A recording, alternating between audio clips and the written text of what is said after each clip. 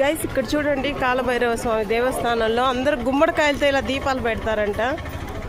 ఇలా గుమ్మడికాయలతో దీపాలు పెట్టి కోరిన కోరికలు వెంటనే తీరుతాయంట.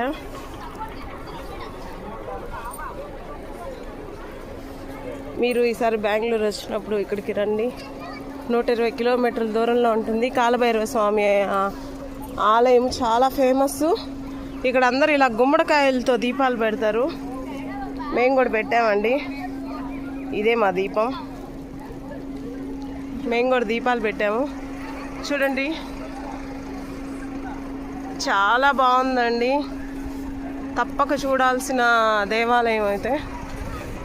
చూడండి ఎంతమంది ఇలా గుమ్మడికాయలతో దీపాలు పెడుతున్నారు.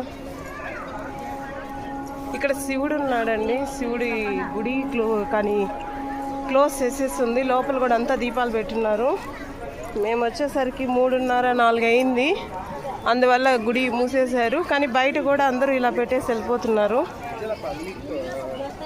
చూడండి గైస్ ఎంత బాగా పెడుతున్నారో. బెంగళూరులో ఎప్పుడైనా బెంగళూరుకి వచ్చినప్పుడు ఇలా ఈ గుడిని విజిట్ చేయండి.